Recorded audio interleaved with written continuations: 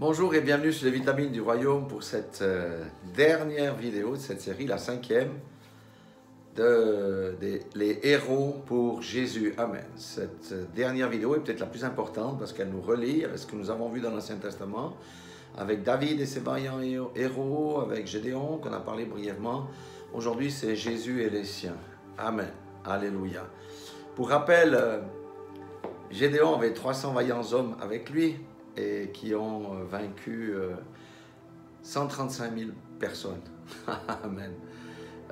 David avait 37 vaillants hommes avec lui, dont 5 qui faisaient partie de son conseil secret, et ces 5-là ont accompli des choses absolument incroyables.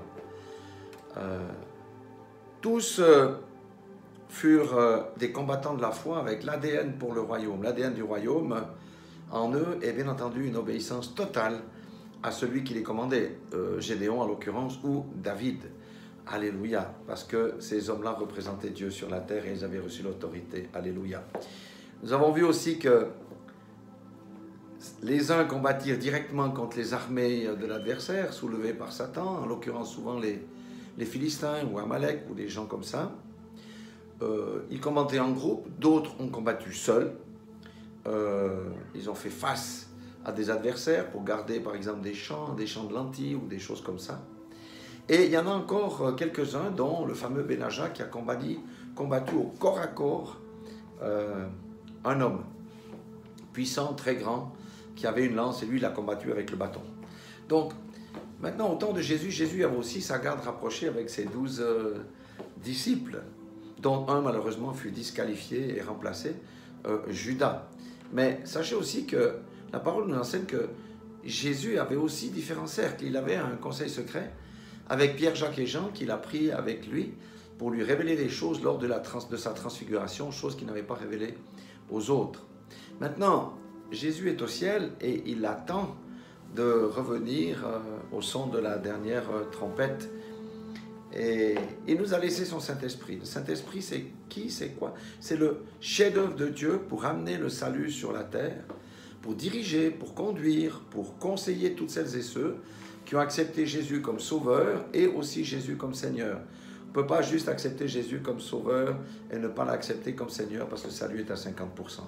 Donc, c'est le Saint-Esprit qui conduit les combats, qui donne les instructions, qui envoie dans le champ de mission, qui prépare les cœurs, qui fournit les moyens et encore beaucoup d'autres choses encore. Sans le Saint-Esprit, on ne peut pas agir dans le royaume. Autrement, ce sont des agissements charnels. Et comme les vaillants héros, eh bien, nous devons être soumis au Saint-Esprit, à sa voix, parce qu'il connaît le cœur de Dieu, et on doit obéir en tout point à ses instructions. Amen. Le Saint-Esprit pointe toujours vers Jésus, et c'est lui qui nous transmet les ordres de bataille, etc. Être un héros aujourd'hui, c'est avant tout une question de cœur. Ce n'est pas une question de taille, ce n'est pas une question de force, ce n'est pas une question d'intelligence, c'est une question de cœur et d'amour pour Dieu. Un amour sans borne, c'est ça qui caractérise le vaillant héros. Un amour sans borne pour Dieu, prêt à lui obéir pour faire sa volonté. Amen. Mais vous savez, ce n'est ni par force ni par puissance, mais par l'Esprit qu'on peut arriver à être, in fine, un vaillant héros pour le Seigneur. Vous savez, le Seigneur cherche des cœurs pour ces temps de troubles, ces temps de ténèbres, ces temps de la fin, où les batailles deviennent de plus en plus féroces. Maintenant, je vais rassurer quelqu'un.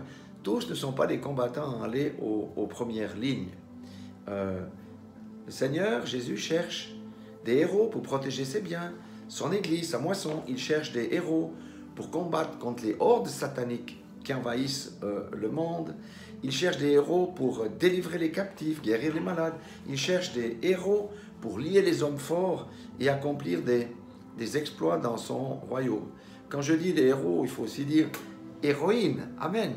Vous savez, il y a des positions dans le royaume qui sont devant, ceux qui vont au front, les évangélistes, les combattants, ceux qui vont défricher le terrain, ceux qui sont dans le combat spirituel. Mais il y a beaucoup de monde qui sont derrière. Donc les héros et les héroïnes sont devant et derrière.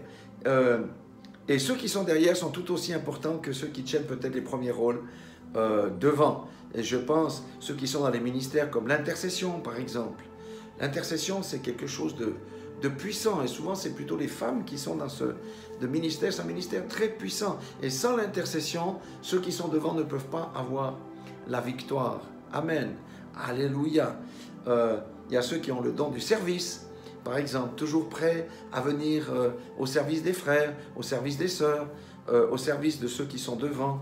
Aussi, il y a ceux qui exercent le don de libéralité. Parce qu'il faut soutenir les efforts de ceux qui vont sur le champ de la mission, qui vont dans la moisson, bien entendu, parce qu'on ne peut pas se déplacer comme ça uniquement par la pensée. Il y a ceux qui paissent les âmes, par exemple les pasteurs. Il y a ceux qui enseignent, les enseignants. Mais il y a tous ceux qui consolent les âmes, parce qu'ils ont passé par des épreuves difficiles. Et ceux qui ont le don de consolation, ils savent comment consoler celui qui est abattu. Il y a ceux qui apaisent le cœur.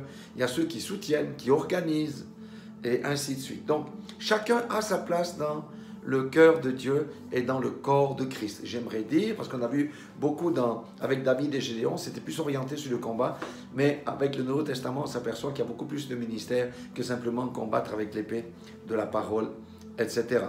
Tous ces travailleurs, qui soient devant ou les travailleurs de l'ombre derrière, sont des vaillants héros dont les têtes vont être couronnées. Et vous savez, le Seigneur aime beaucoup les uns, mais souvent il y a beaucoup de ministères qui s'exercent dans l'humilité, dans l'ombre, sans qu'on les reconnaisse ou qu'on les voie.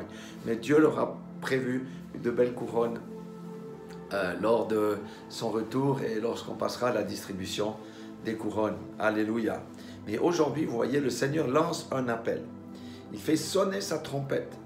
Quiconque entend le son peut s'enrôler dans cette armée de vaillants héros, que ça soit devant, que ça soit derrière, quelle que soit la position.